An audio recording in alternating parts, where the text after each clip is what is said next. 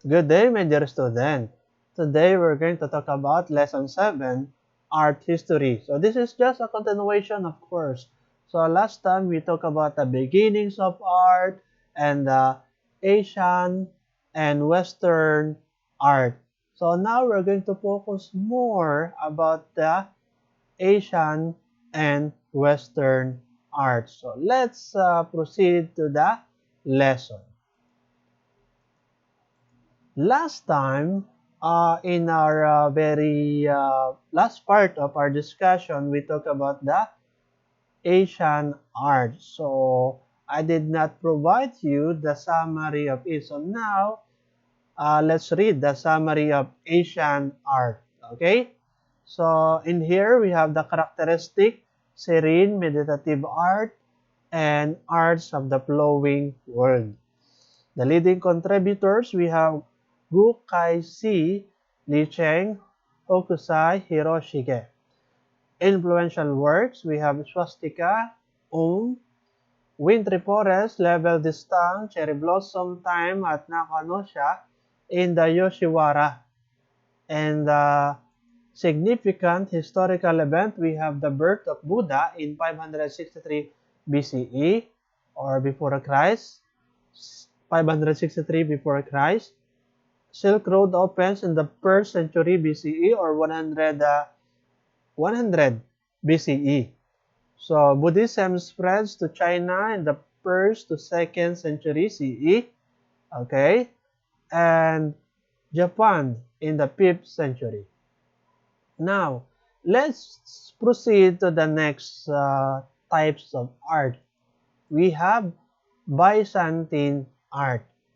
Okay, so it is about religious expression and more specifically about church doctrine translated into aesthetic form.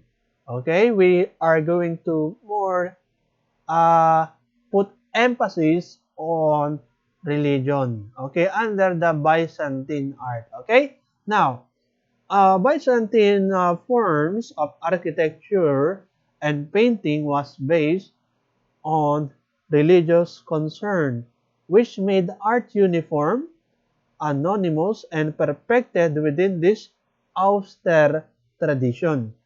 Meaning to say, when we say austere, it is markedly simple or cold in appearance. Okay? So the result was sophistication of style and a spirituality of expression that rarely compares with the art of Western tradition.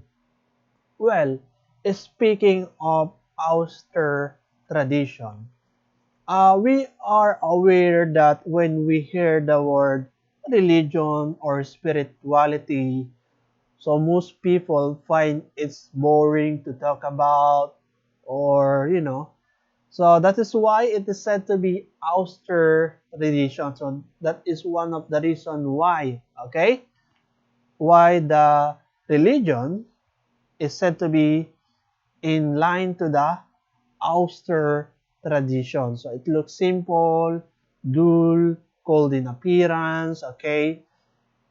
Now, uh, we're going to look at the summary of Byzantine and also the Islamic art.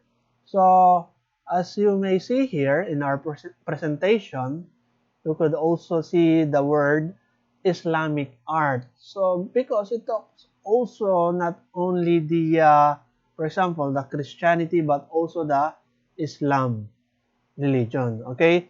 But we are, of course, talking about the arts, okay?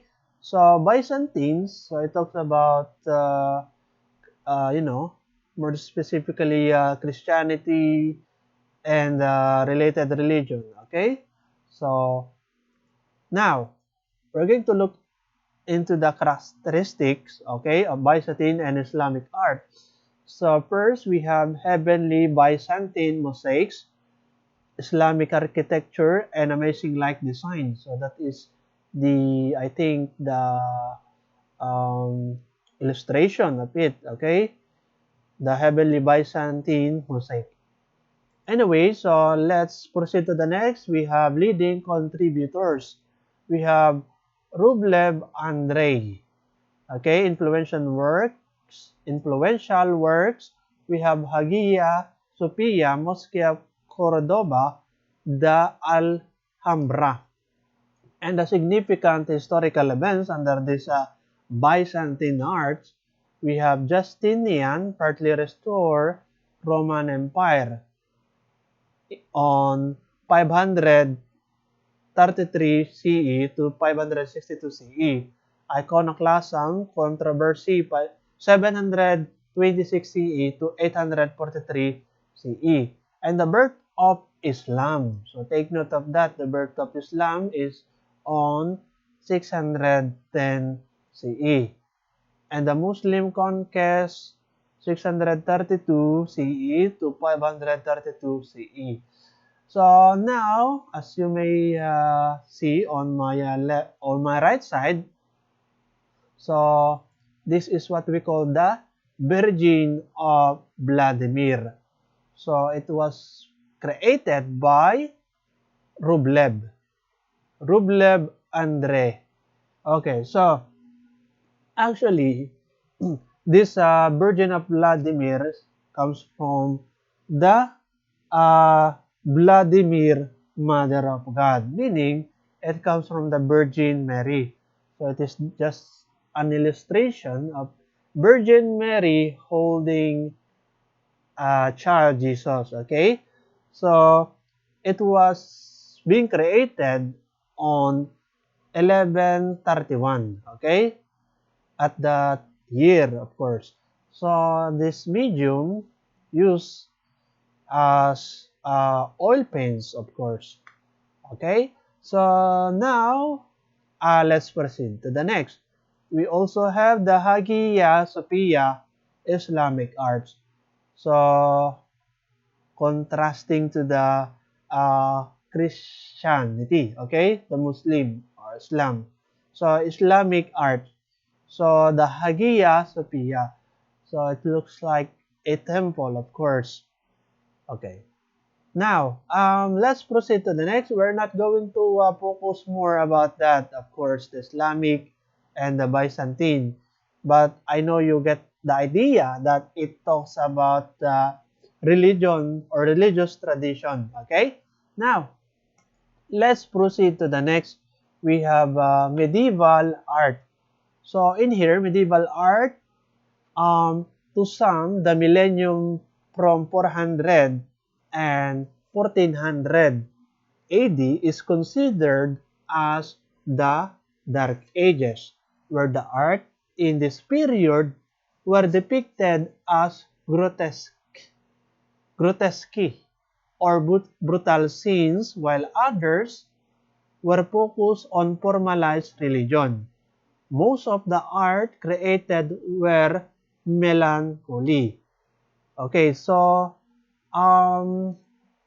anyway, so this medieval art is also called Middle Ages. Okay, Middle Ages. Okay, medieval comes from the word middle. Okay, so yeah.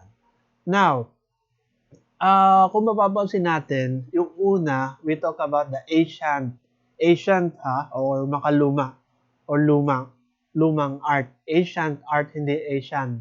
Okay? So, ancient art, well, sa aking, kumbaga, kung ating lilimiin, it talks about the beginning of civilization. Parang yun ang pinaka-focus, sa pag-usbong ng mga, of course, mga buildings, okay, yung mga ganyan, di ba? Para masabi natin na nagde-develop, at pumapasok dun sa civilized, civilized country, okay, yan. So, yun ang focus ng more on Asian art.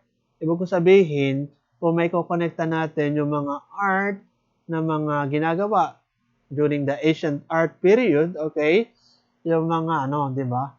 Yung mga sculpture na it talks about our history itself, Saka yun na nga is architecture, I mean. Okay? So, ayan. And then yung Byzantine, it talks about religion. Okay, now, itong medieval ages, sinasabi dito, grotesque. So kapag ka sinabing grotesque, parang pinapapangit ang itsura. So mukhang pangit talaga, no? So comically distorted figure, fanciful or bizarre kung tawagin, ano, 'di ba? Kapag ka sinabi nating grotesque, for example, yung parang nakakatakot na nakamaskara, di ba? Yan ang mga example na ng grotesque. Pero yun nga, yun ang parang focus during this time, ano, ng medieval art. Okay? So, something na may pagka-word, kumbaga, no? Yung medieval art na sinasabi dito. Alright, now, medieval European art saw a transition from the Byzantine period to the early Christian period. Within that, from about 300 to 900, we also saw migration period art as Germanic people migrated across the continent. This barbarian art was outward by necessity and more of it was understandably lost. Alright, so as the millennium passed, sa paglipas ng libong taon, okay, sa pag-usbong at pagdami ng tinatawag natin ng Christian and Catholic art. So, hindi na bago sa atin yun, ano? So, yan. The period centered around elaborate churches and artwork to adorn this architecture. It also saw the rise of Gothic, Romanesque style of art and architecture. So kanina, related syempre of course, dun sa medieval art, yung Byzantine. Okay? So parang one thing common sa kanila ay yung mga Christianity, okay? Christian and Catholic art, okay? Yung mga ganyan. But the thing is, may pagkahalo-halo itong medieval art na sinasabi natin. Now, kung makikita natin dito sa medieval art, okay? So, hindi ko pala na-include yung, ang tawag dito, yung summary ng medieval art. Okay? But to give you some of the information about the medieval art or the summary itself, so we have the characteristic. Under ng characteristic ng medieval arts, we have dark imagery, biblical subjects, classical mythology, Gothic architecture, Romanesque, Celtic art, and Carolingian Renaissance. Okay? So, yung sinasabi ditong Romanesque or Celtic art, yung mga ganon, di ba? Kung makikita nyo mga simbahan, di ba? Yung mga style ng pagkakagawa, okay? Yung architecture, okay, ng isang building, ng isang simbahan specifically.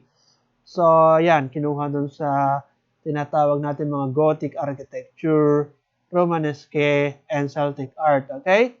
So, under siya ng medieval art. Now, we have leading contributors, si Abbot, Sager, si Mabuk, or si Mabu, Dusho, and Giotto. Okay? And the influential works, we have Crucifix, Lamentation of Christ, Saint Sernin, Durham Cathedral, and Chartres Cathedral. And the significant historical events, we have the Viking raids, okay, in the 793 to 1066, Battle of Hastings, 1066, Crusades, 1094 to 1204, and the Black Death, 1347 and 1351. And the 100 Years' War, 1337 and 1453. Okay? So, those are some of the significant historical events during the time of medieval period, under this medieval art. Okay, actually, it was being represented in this medieval art, yung Madonna and the Child. So, kung babalikan natin itong isa, are, so actually, halos kamukha lang ito nung tinatawag natin na art na Madonna and the Child. So, ginawa siya ni Duccio. So, oil paints din siya. Okay, iba lang yung pangalan, di ba? Pero parang halos parehas lang yung itsura nila nung representation ng art na yon, okay? So, yan. Ang tawag doon ay Madonna and the Child. So, ibig sabihin, Virgin and Child. Okay? Yan. Virgin Mary and Child Jesus. Alright, so let's proceed to the next. So, okay na tayo sa medieval art. Now, we have early to Renaissance. So, nakalagay dito, this movement covers the period from 1400 through 1500 ito ha. So, nagkamali lang yung module, ano? So, typographical error. Typographical error. So, Renaissance literally means rebirth and describe the resurgence of curiosity in the artistic achievements of Greece and Rome. Okay? So, basahin muna natin. The famous 15th century artists like Brunel C. and Donatello paved the way to work of Botticelli and Alberti. When the High Renaissance took over in the next century, the work of Da Vinci, Michelangelo, and Raphael emerged. Diba? So, kung ating tatandaan dito sa early to Renaissance, ang parang kilala, okay, of course, diba, nangunguna si Da Vinci. Diba, kung alalahanin natin, nabuhay si Da Vinci noong 14th century, 1400 century, no? So, ayan. Ngayon, yung kanyang work of art ay, of course, naging sikat. Alright? So, for example na lang, yung mga Mona Lisa, Last Supper, okay? And also, ito sa Michelangelo rin, ano? We have yung The Pieta. Okay? So, well, ito kasing early to Renaissance period or early to Renaissance art na sinasabi dito, it is said to be the most paintings emerged from this period. Okay, yung mga nagsimula na doon yung mga talagang isa sa mga pinakakilala or ilan sa mga pinakakilalang artwork sa buong mundo. Okay, yan, dyan nagsimula sa early to high Renaissance or Renaissance. Okay, so ngayon, kung babasahin natin, Renaissance literally means rebirth. Okay, so kung babalikan natin ang ating discussion, or kung babalikan nyo yung lesson nyo sa contemporary world, under ng historical periods of globalization, if I'm not mistaken, we have pre or early modern period in which dun papasok yung Renaissance era na nangangahulugan yung tinatawag natin na rebirth. Okay?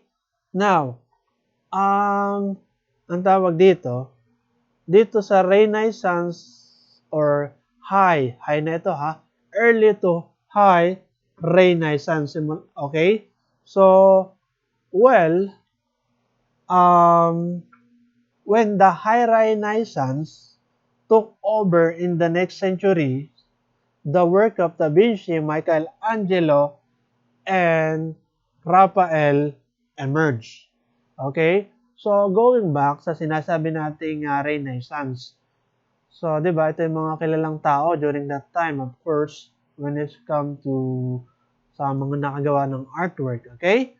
So, di ba, kapag sinabi nating Renaissance means rebirth, it talks about the develop in science, art, philosophy. So, nagkakaroon ng pangmatagalang impression sa society. Okay? So, kumbaga, revival of classical learning, and wisdom. Okay, dyan uli umusbong sa time ng Renaissance period, okay, yung sabihin na nating classical learning and wisdom. Okay, yung mga marurunong. Okay, di ba yung una, umusbong nung Asian period, di ba? Sina mga Socrates, Aristotle, but it talks about philosophy. Okay? But in relation to art, din naman yung philosophy, of course.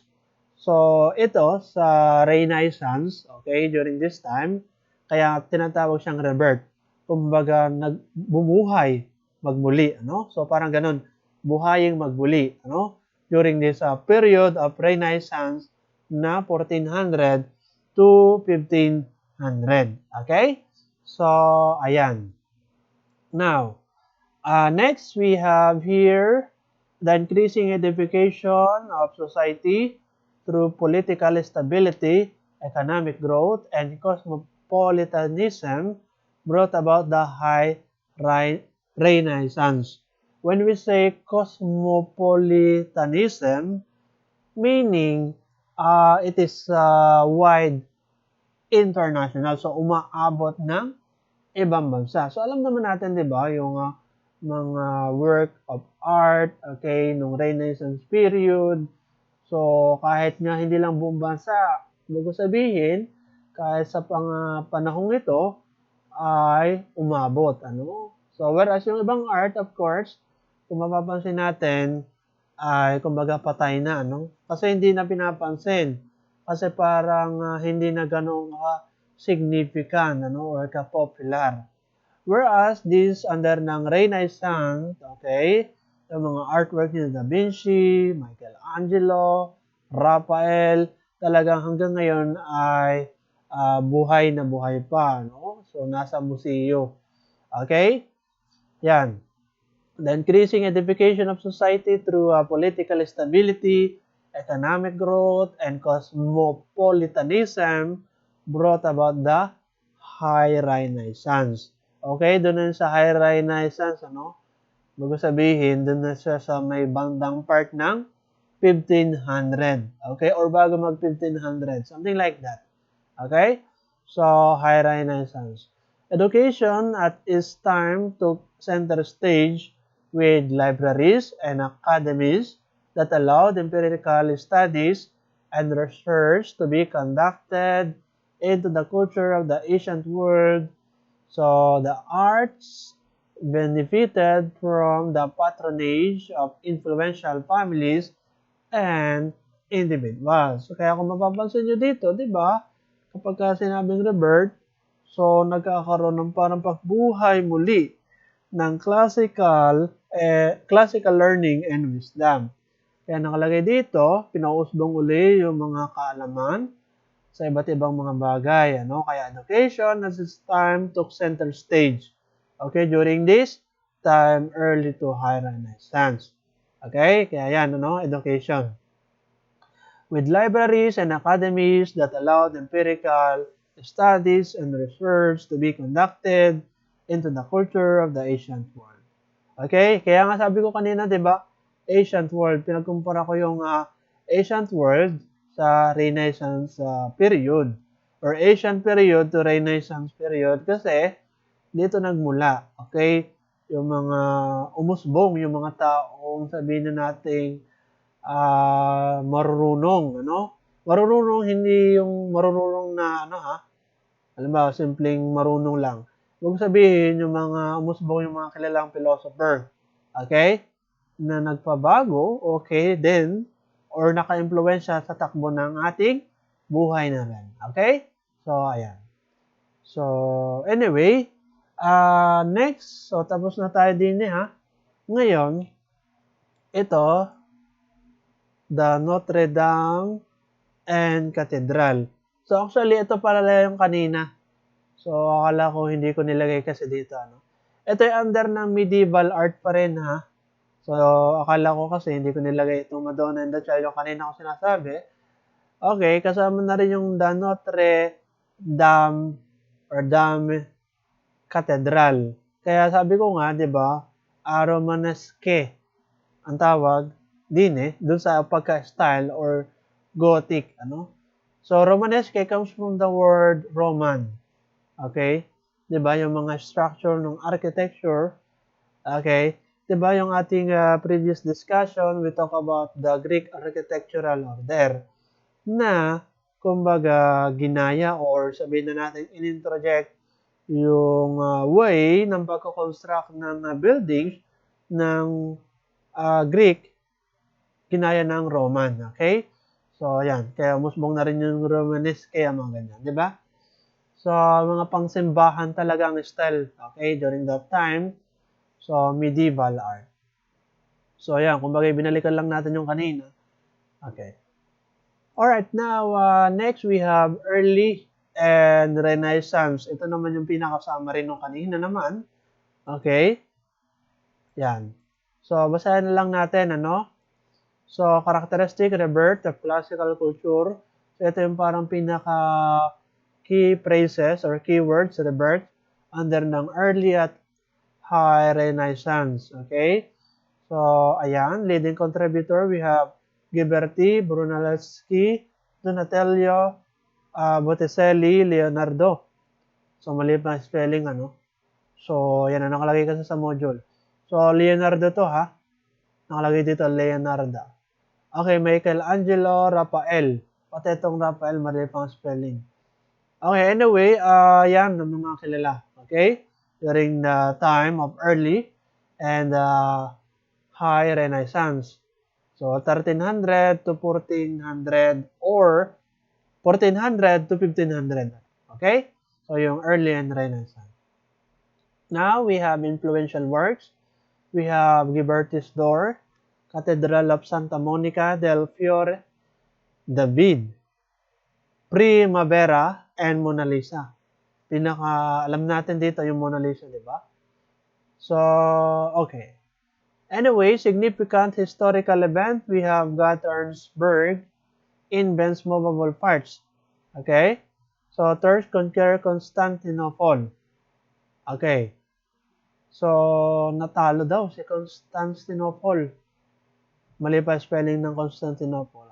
So anyway, di ba, kung babalikan natin si Constantinople, sa pagkakalala siya nagpalaganap ng Katoliko sa buong mundo. Okay, Roman Catholic. Okay, si Constantinople. Si Columbus lands in New World. Ito naman si Columbus, si Christopher Columbus. Sa aking pagkakaalala, sa yung taon na nag-travel around the world. Okay? If I'm not mistaken, so siya, ano? So, 1392. Okay. Now, New World. New World ang nakalagay dito, ano? Okay, anyway, ito si Martin Luther King, the first, ano? Diba may mga Martin Luther Jr., mga ganyan. So, ito yung pinakaunang Martin Luther. Start Reformation. So, sa aking pagkakaalala, no? So, wait lang. Naalala lang natin si Martin Luther King. Siya yung nagpalaganap ng relihiyong, ano nga ba yun? Protestantism. Something like that, ano? Protestantism. So, parang ganon. Okay? So, kumbaga, inaalala lang natin. Martin Luther. So, Reformation. So, related siya doon. Okay? So, Protestant, ano? Yan. So, anyway, David. So, ito, David, ha? David mismo yung artwork. Ang tawag dito, David. By Botticelli. Okay? Then, ito naman, no other than Mona Lisa by Da Vinci. Ito yung kilala naman, ano? So, next, we have Venetian and Northern Renaissance. Okay? So, basahin natin itong muna, itong Venetian and Northern Renaissance. In 1430, 1550, a period of Northern Renaissance was famous due to advanced technique in oil painting, realistic, vivid, altar piece art, wooden panel painting, woodcuts, and printmaking. So, under pa rin sa ng Renaissance. Pero, iba ng katawagan ha. So, kanina, early and high Renaissance. Ngayon naman, Venetian and Northern Renaissance. Ngayon, kung mapapansin natin dito, realistic, oil painting, realistic, vivid altarpiece art. So parang dito nagsisimula pag-develop ng realistic drawing. Kaya kung makikita nyo din sa painting or sa artwork ni Da Vinci, mukha siyang, or it is considered as realistic, okay? Realistic painting, okay? Portrait. So, parang mukhang talagang tao, of course. So, syempre, tao siya. Ibig sabihin, mukha talagang tunay na tao. Okay? Pero sa pagkakaalam ko parang wala namang, something imagined lang ito. Or parang wala namang tao talaga na Mona Lisa na ganari, May kamukha lang, So, parang ganun. Pero, yun ang pagkakaalam natin, So, yung inspiration ni Da Vinci na pinagkunan ng Mona Lisa, ay hindi something na buhay na tao, kundi parang something na kinreate lang niya, So, kumbaga, using his imagination. Anyway, ang idea yung realistic art, So, ayan. So, alright. Now, we have Venetian and High Renaissance. Ito yung pinaka-summary. Okay. So, before we go to the pinaka-summary ng Venetian and Northern Renaissance, well, stone sculpture was not extremely popular, but the Germans boosted up their wood carving techniques. So, Dutch art was governed by empirical perspective, so Dutch aimed to get the basic, capturing every single detail. So the painters learned from direct observation and their knowledge of the consistency of things. So we are talking about the Dutch arts, okay, under this Venetian and Northern Renaissance. So when we say Dutch art, under siya ng country ng Netherlands, di ba? So, ayan. Anyway, we're not going to talk more about that, So, let's proceed to the Venetian and High Renaissance summary. So, under din syempre ng mga Dutch, yung mga Germany yan, mga ganyan. So, characteristics. The Renaissance extend northward to France, Low Countries, Poland, Germany, and England. We also have the leading contributors, Bellini, Giorgione, Titian, Dürer, Bruegel, Bosch, Jan van Eyck. Ito si Jan van Eyck, diba siya yung pinakaunang tao na sabihin na natin nagpakilala ng oil painting, okay? Under pala siya ng Venetian and Northern Renaissance. So, Roger van der Weyden. Next, we have influential work, Through the Looking Glass. Okay. Portrait in a Young Man in Red. So, significant historical events. Okay. Council of Trent and Counter-Reformation, 1545 to 1563. Copernicus proves the Earth revolves around the Sun. Okay. 1543. Sige, huwag na nga natin alalahanin pa itong si Copernicus. May naalala kasi ako dito. Sige. Anyway, baka tayo mapatagal. So, now, we're going to see na lang, yung mga artwork during that time. We have Alenedale, Nativity by Giorgione, and Portrait in a Young Man in Red, Bellini. Okay? So, yan ay under ng Venetian and High Renaissance. Next na kaagad natin, we have Mannerism.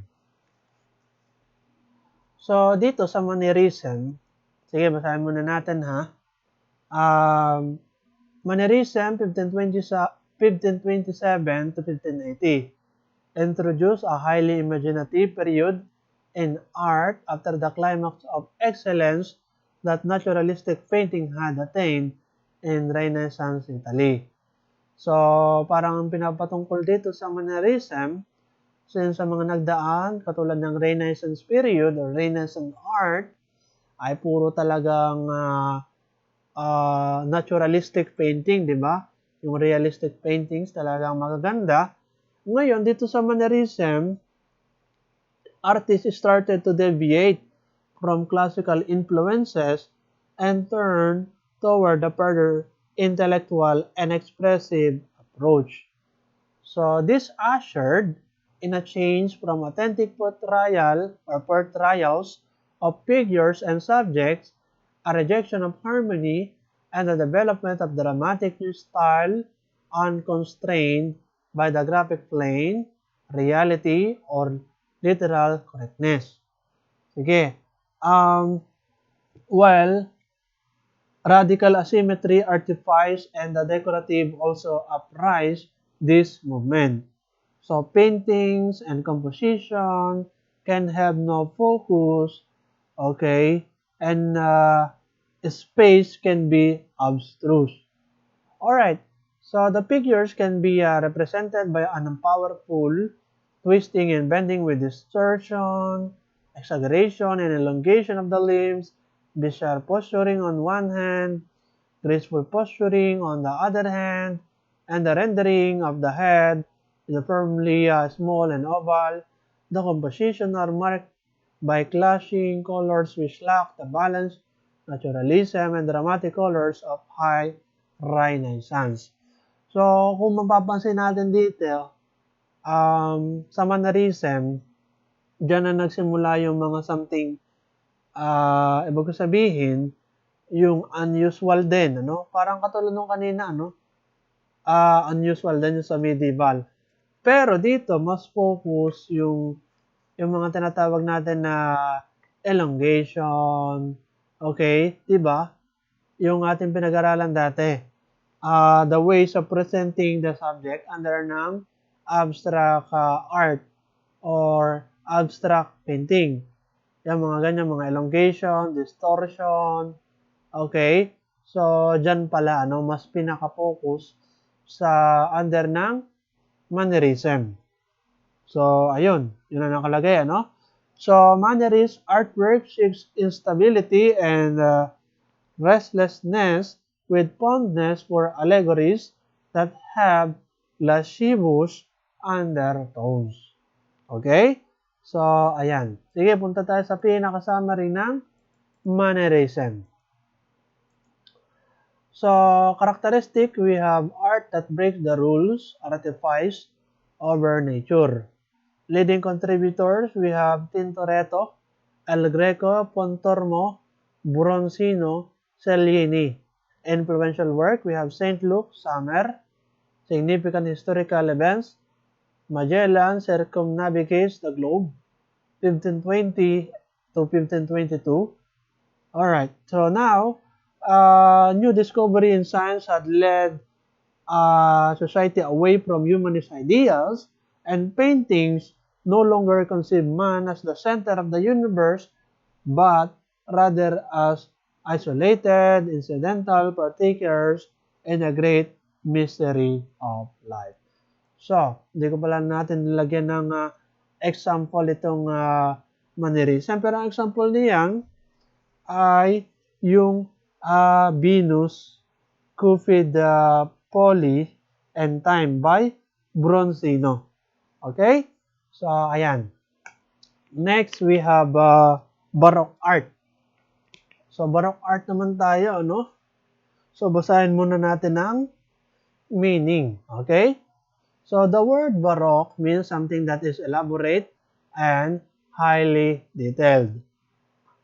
So, Baroque style, 1600 to 1750, is characterized by exaggerated motion and clear detail used to produce drama, exuberance. Okay, when we say exuberance, extreme or excessive in degree, ano? Parang sobra na. And grandeur in sculpture, painting, architecture, literature, dance, and music.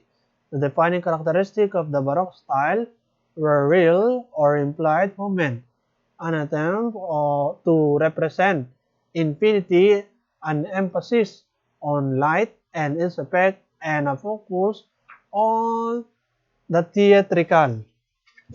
Or, speaking of light, dyan napapasok yung manipulation of light na chiaroscuro. Okay? Dyan sa Baroque Art.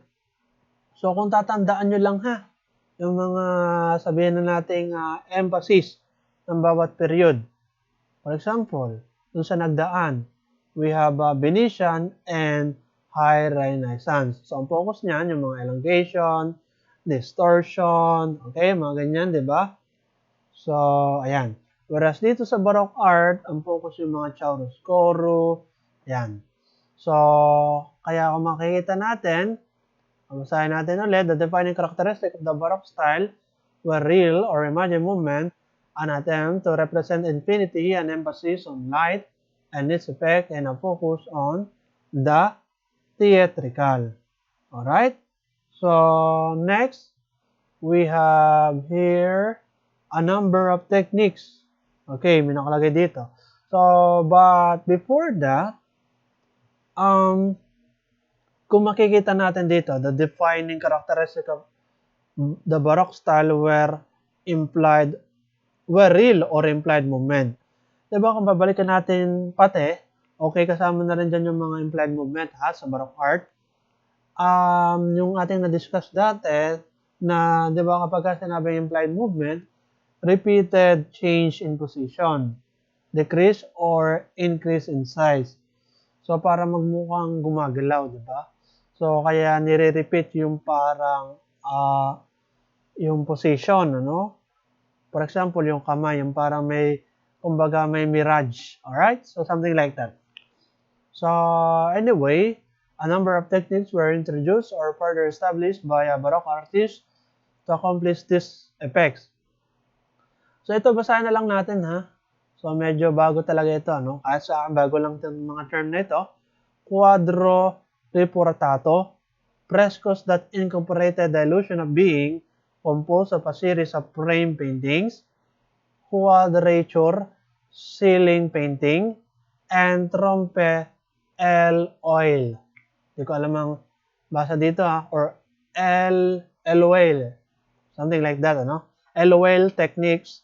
This allowed for a blurring of the boundaries between painting, sculpture, and architecture that was signature to the movement. Okay? So, ayan. Now, kagaya nga nasabi ko, chiaroscuro technique is a trait of Baroque art, in which the treatment of light and dark in artwork assisted to create dramatic tension and was a key component in Baroque artwork. So, it was further evolved by Baroque master Caravaggio into Tenebrism, which used the intensification of contrast within dark atmospheric scenes to highlight particular elements. Okay? So, ayan.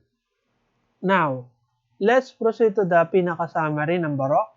We have characteristic, the splendor and flourish for God, art as weapon in the religious war, leading contributors, okay, sina Rioben, Rembrandt, Caravaggio, alright. So, ito, si Caravaggio at Rembrandt, focus sa Tenebrism.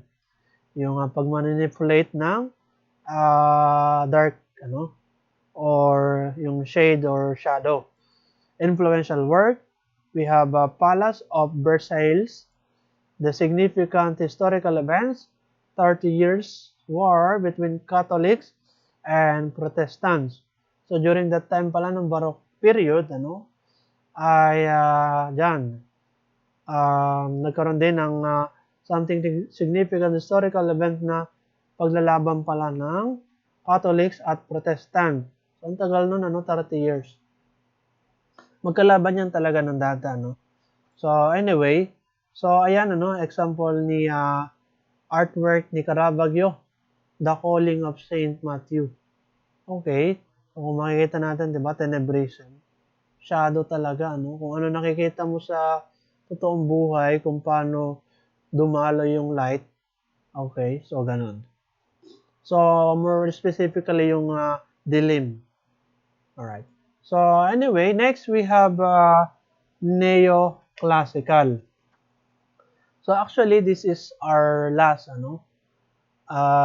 kumaga, discussion for today. Neoclassical. So basahin muna natin, the Neoclassical period is considered a period of enlightenment. The movement started in Europe in the 1700s and spread into the colonies. The focus of this war on government, so the focus of this was on government, ethics, and science, which varied from the previous period that focused on religion, imagination, and emotion. So, kapag ka neoclassical, kung ano yung nangyayari sa ating lipunan. Okay? Kaya nakalagay dito, focus on the government, ethics, science, which varies from this previous period that focus on religion, imagination, and emotion. Doon sa nagdaan, di ba, focus yung mga about sa mga religion. Okay? So, whereas, dito sa neoclassical, transition na, nagkaroon na ng transition, ito na mga focus, government, ethics, and science. Okay? Now, well, kung ating titingnan dito, period of enlightenment. Okay? So, ayan. No? Anyway, so sige, basahin na lang natin. Next, we have neoclassical art as a cleaner style, sculptured form, a shallow depth of background, and a more realistic approach. Neoclassical painting and sculpture involves emphasis on austere linear design and the depiction of classical event. Diba kapag ka-classical nga, okay, they got more on mga religious, okay, art. So, austere, ganun pa rin, parang something dull, kung tingnan. Characters and themes using historically correct setting and costumes. Alright? So, ayan. Now, alright, ito ang pinaka-summary. Tingnan muna natin, or tingnan na lang natin, ha? Yung pinaka-summary ng neoclassical. So, neoclassical characteristic, we have art that recaptures Greco-Roman grace and grandeur. Okay?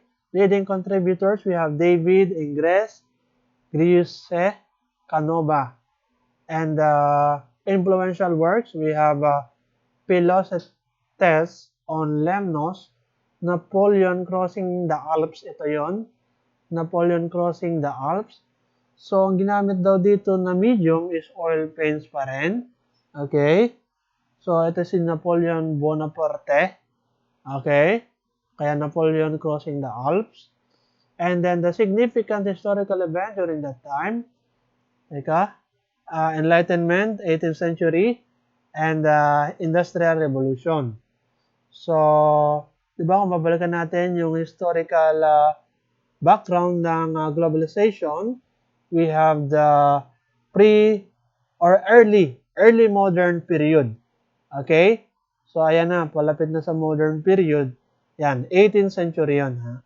Kaya, Enlightenment. So, ayun.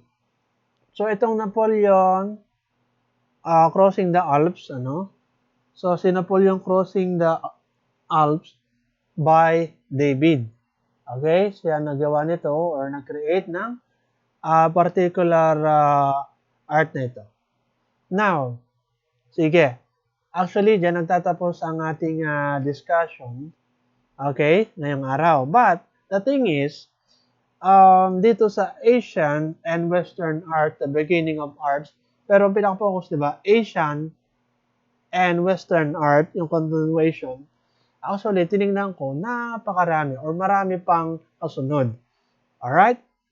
But, I decided not to, continue our discussion. Okay. So, instead, ang gawin ko, So, sige. Ayan. So, dyan nagtatapos ang ating discussion with regards to this particular topic na the beginnings of art at saka yung Western and Asian art.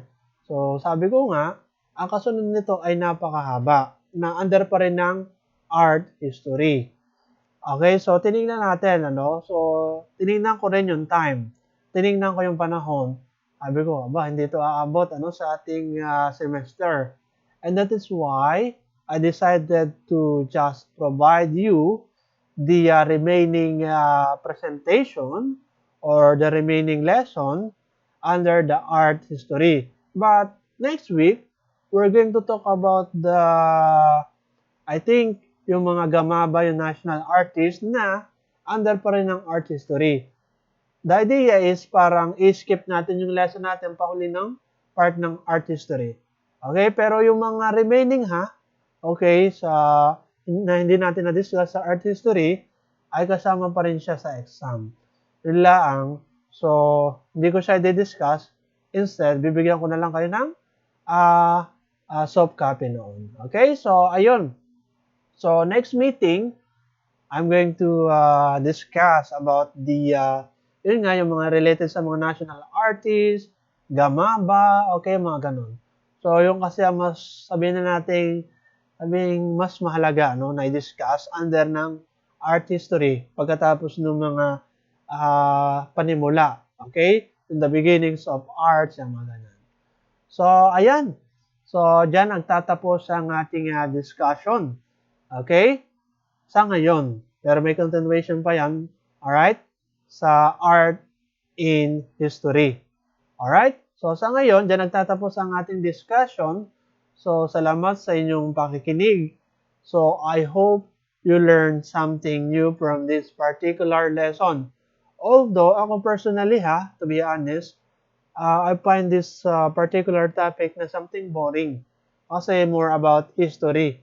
So, kaya kung mapapansin natin, ay kalimitan, binasa na lang natin hindi na lang natin ipinaliwanag. Kaya, ang mangyayari, ang magiging coverage ng exam, okay, sa mga susunod, okay, sa susunod na examination natin, we have semifinal at saka final examination, bali kukunin ko lang doon sa mga Asian, okay, ibig sabihin doon sa history, okay, ng art, ay yung mga yung mga parang idea, yung mga mahalagang concept lang.